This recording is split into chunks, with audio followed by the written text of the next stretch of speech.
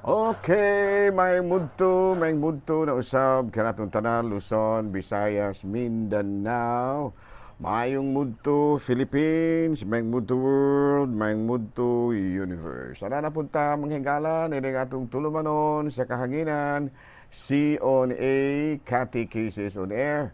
Og ako lang gihapon kini ang inyong ubos nga alagad, Reverendo Padre Edwin Academia Acab.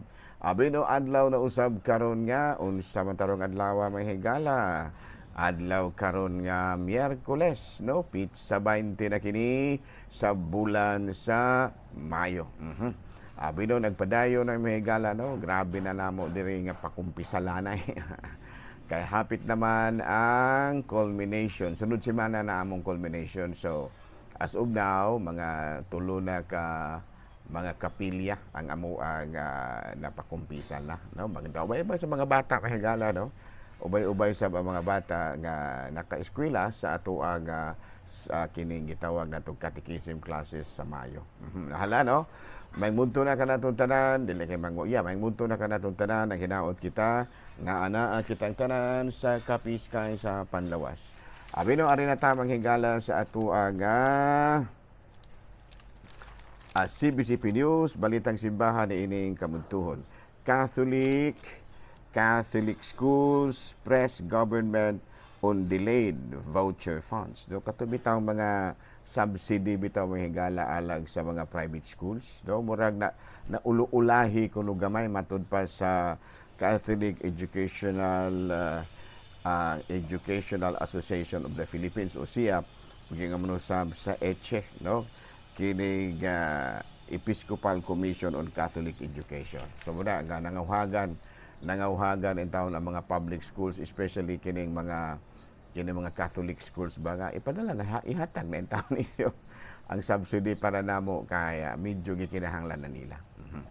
Balita manghigala gikan sa Vatican, Pope Francis matud pa nagtudlo no matud pa niya Lord's Ascension dawn to draws to Father, builds communion and peace. Ayan, no? Sa ito pa, matod pa kay ang sa usang Domingong nakalabay, kuan baya?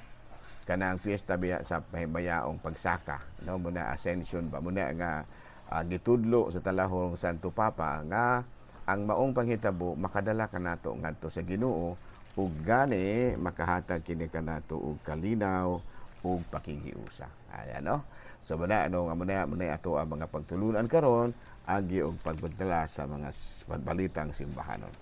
Hala no, padayon ta manghigala sa ato ang mga buhatono ni ining kamuntuhon. Aboy no ari na ta manghigala sa ato ang Saint of the Day, May 20.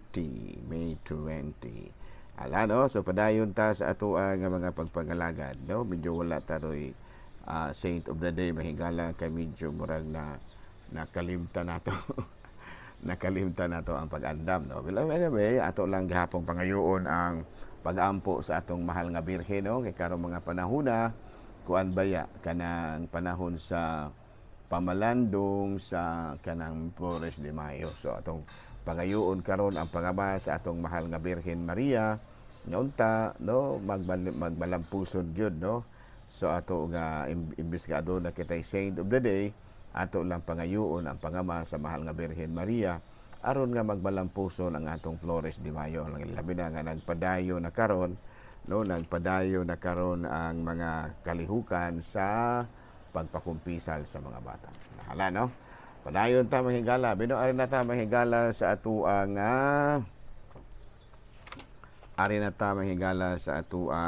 catechism.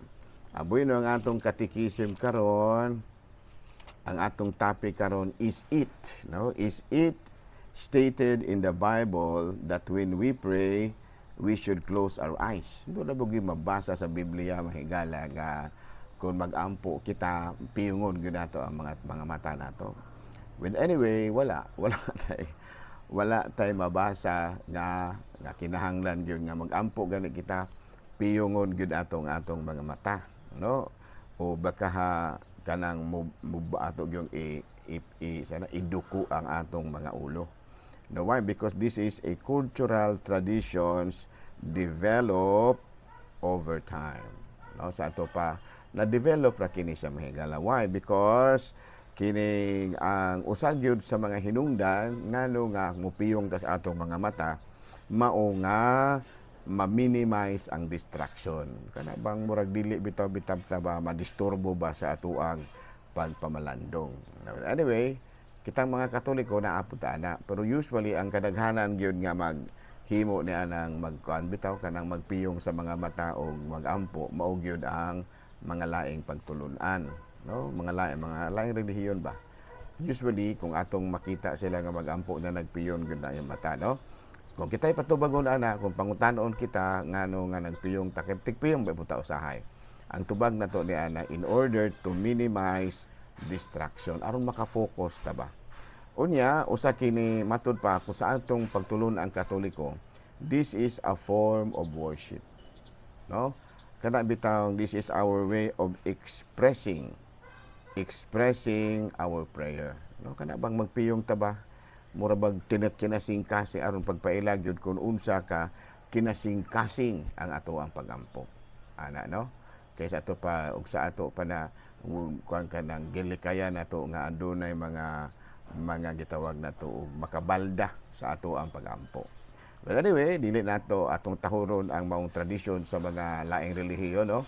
Dili nato sawayon kay doon na may uban nga musaway sa mga laing relihiyon nga miingon mo ang tanan gyud nga naa sa sulat sa Biblia, ang tanan nga inyong gihimo naa gyud sa Biblia. Wala man lagi na Biblia nga mo atong matawid. Anyway, dili na mao, no? Dili ta magsinawayay, no?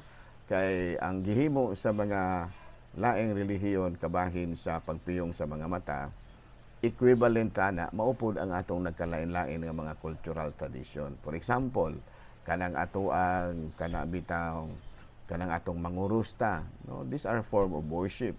Kanang magprocession ta sa mga santos, oh, these are form of worship.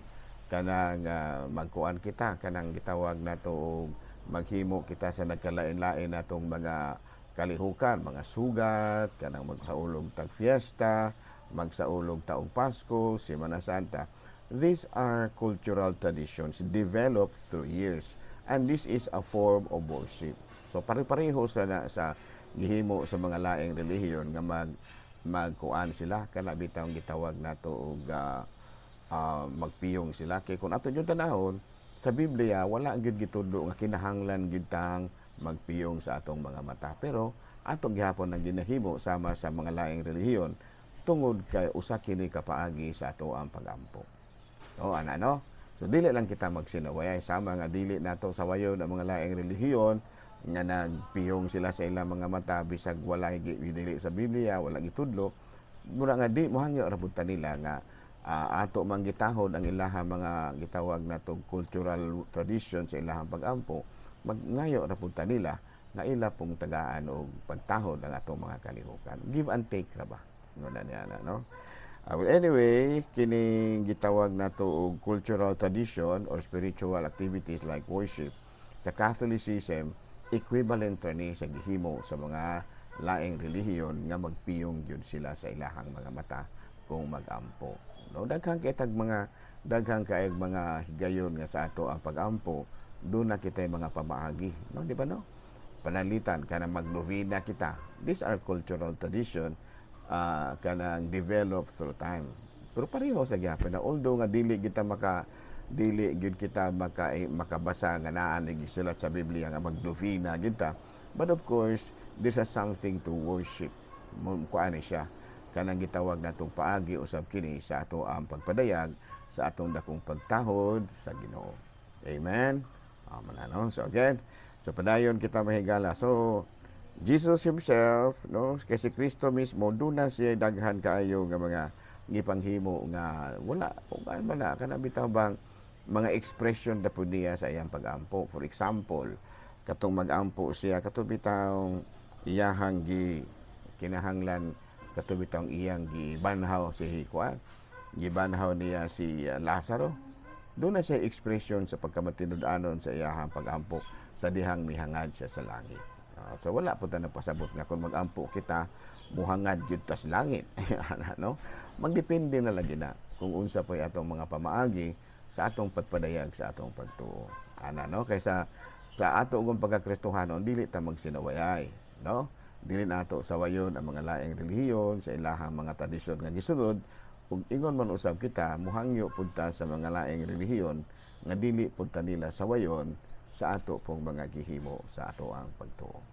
Okay, klaro? Abino, dini na lang dini na lang usa kita kutob ha. Ako ra gihapon kini ang inyong ubos nga alagad, Reverendo Padre Edwin Academia Acab, manam milit na usab kaninyo ug manalangin kanato ang Dios nga makagahom sa tanan, Amahan, Anak, Espiritu Santo.